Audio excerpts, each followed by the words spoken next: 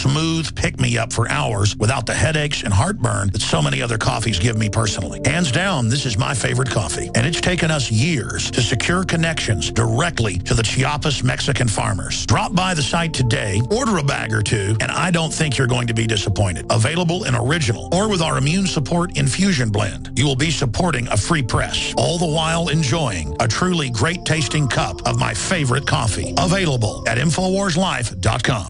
The globalists have controlled the mainstream media for a long time, but now they're expanding and making the weaponization even more vicious and deceptive. All the major networks are state-run. We are partnering this year with the NFL. The NFL has become a political weapon against the Second Amendment and pushes Obamacare. MSNBC tells us that our children belong to the state. We have to break through our kind of private idea that kids belong to their parents or kids belong to their families and recognize that kids belong to whole communities. It is more important than ever to realize that we are not the alternative media. We are the true media. The establishment dinosaur press is dying. We are in an information war, and we are losing that war. Join us at InfoWarsNews.com and PrisonPlanet.tv. Members can share their memberships with up to 11 people. By subscribing, you will literally be buying war bonds in the info war to expand our operation in the face of the tyrants. Join us at PrisonPlanet.tv.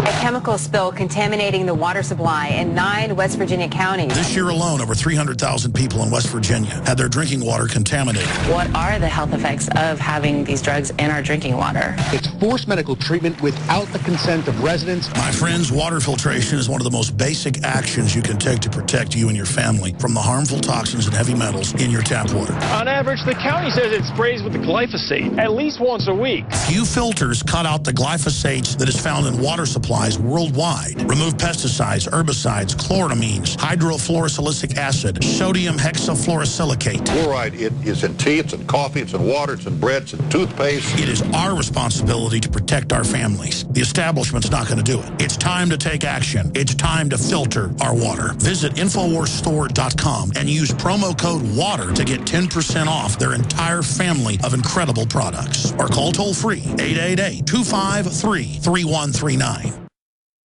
Coast to coast, direct from Austin. You're listening to the Alex Jones Broadcasting Network.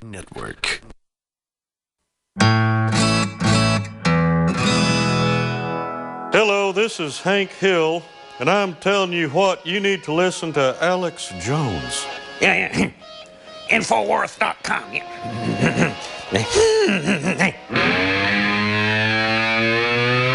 Live from Austin, Texas, broadcasting worldwide, it's Alex Jones.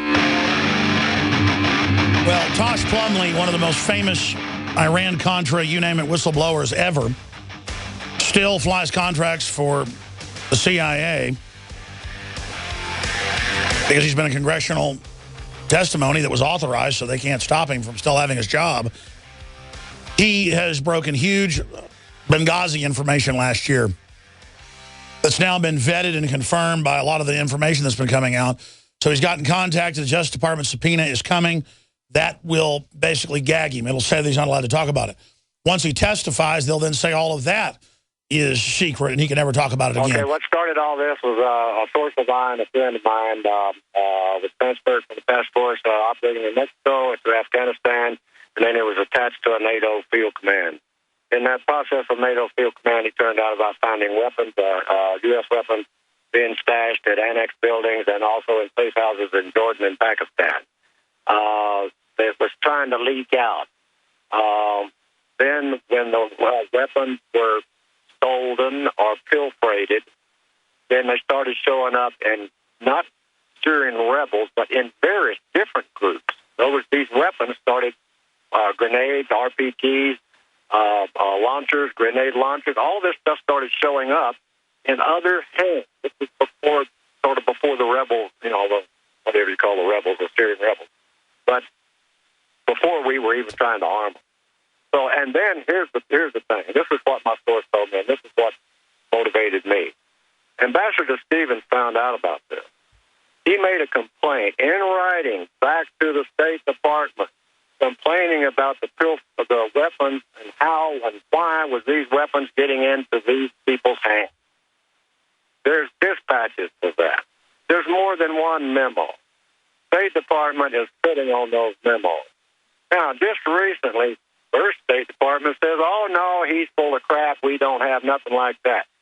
Same thing. They told him, oh, we don't have any documentation. And then after push for answers on this Benghazi thing, they finally come out with emails that shows that they actually knew every damn thing about those weapons, even to the extent of how those weapons were being infiltrated. I brought that up to Colonel Schaefer weeks after it happened. He said, that's the word. It was a hit to take out Stevens. He got in a bunch of trouble, so he said, I'm just saying it was a planned hit. The point is, that's the best intel. We know the weapons were for al-Qaeda. We know the ambassador from Turkey was there. They were supposed to ship them up there. We know Turkey's been the main conduit, along with Saudi Arabia. It's all confirmed. So they wanted to take Stevens out because he was going to end up testifying to Congress. And then when the Navy SEALs didn't stand down, the sheep-dipped CIA former Navy SEALs came, and 2 of them held down the al-Qaeda force for those 6-7 hours. That gave it time for the overhead drones to see what was happening. So the military found out there was a stand down so al-Qaeda could kill everybody at the base. And they tried to kill everybody else that fled, who got tipped off at checkpoints as well. But the whole thing, because it was badly managed, leaked out and blew up in Obama's face. Well, that's about the size of it. My information coincides with that information. In other words, this has been vetted from many, many different sources. But at the time, when the Benghazi questions were arranged, they said they were all crazy. There was nothing to these questions, but yet they refused to answer them. I would just like to take one of those questions and ask direct POTUS. Have someone that has access to POTUS ask him just one of these questions. Get it on the record. What does he have to say about that question? Yes or no? Very simple answer. Yes or no. There's 11 questions posted up there. It's been all over the internet since September. Why are these people refused to answer those questions? Those questions are not that complicated. They're very simple. Now, Benghazi, we lost 4 good people because of our intelligence failure. That doesn't mean that we have a bad intelligence network. It means that we have gatekeepers that have infiltrated those networks, instigated by our own political structure, if I'm explaining. And that basically makes the country blind in the end, having all these triple agents of corporate interest inside government. These people are the biggest threat. That's it. In other words, this has been a slow coup. Like I say, it's been ongoing for years. This didn't happen overnight. In other words, we have been infiltrating people. Call them CIA, call them whatever. I say they're one group beyond CIA. In other words, I don't blame the CIA for all this. There's damn good people in the CIA, but they can't get past those gatekeepers. They can't get past those non-qualified gatekeepers that are put in those positions by the politics of the time, whether it be Bush era, Clinton era, or Obama era. In other words, who is the man behind the curtain? Who's pulling the string? Who is in charge of this international gun-running operation? Is there an international gun-running operation ongoing today? All I'm asking is for the American people, get off their couch, go out, check out, research, investigate, and come to your own conclusion. Powerful insider knowledge. The secret of Benghazi released and confirmed here on air. We're risking our lives to bring you this information, especially Tosh. Pray for us. This isn't a game. Lee, you're in Ontario, Canada. Thanks for holding her on the air. Hi, Alex, Tosh.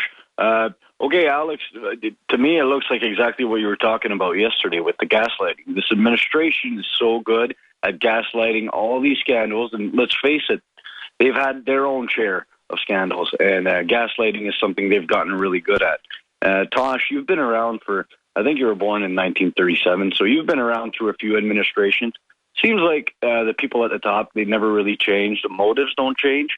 It seems like the American public now, I wouldn't know because I'm 28 years old, but it seems like generations, they have changed drastically while the people at the top haven't changed. What makes it in this generation?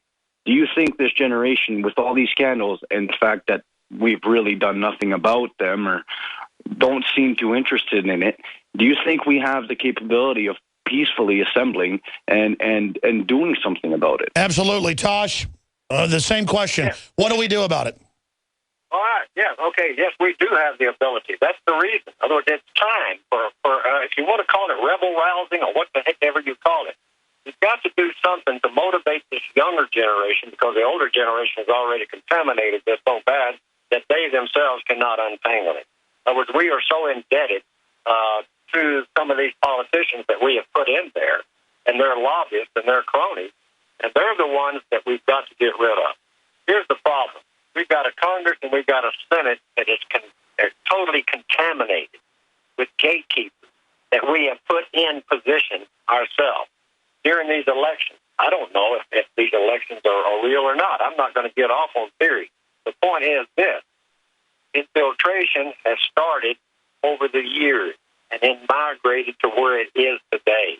The people that are really for the Constitution and love their country and work for the government can't do their job, because when they find out something that could be derogatory against sitting POTUSes, then they are not allowed. That's right. So we need more people in the system and outside the system to speak out, have a moral revival. That's the answer. And Tosh Plumlee's leading it with his courage. Sean. Get a march on D.C. like we did in the 60s. In other words, get everybody together that wants to save this Constitution.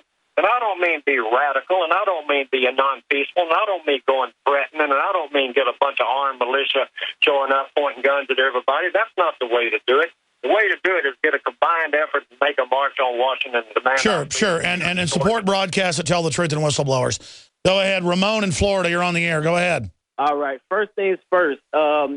You were involved in the Iran-Contra scandal, Mr. Plumlee, and obviously the black community was affected most by, the crack epidemic and these situations. So I wanted to know your opinion on how can I get my people more involved and get them to understand better that all these problems affect all of us. It's not just a white thing. It's not just a Cliven Bundy thing. It's an everyone thing. We should all rally around one another when we see these situations happening where people are getting taken advantage of. And what's your opinion on how we can unite? Because the last caller touched on it, but my community is most affected by this because they don't have the knowledge. They haven't been taught all these situations like the Iran-Contra. No, that's a great question, Tosh. Tosh, don't Americans have to come together regardless of race, religion, or creed for freedom? Yeah, definitely.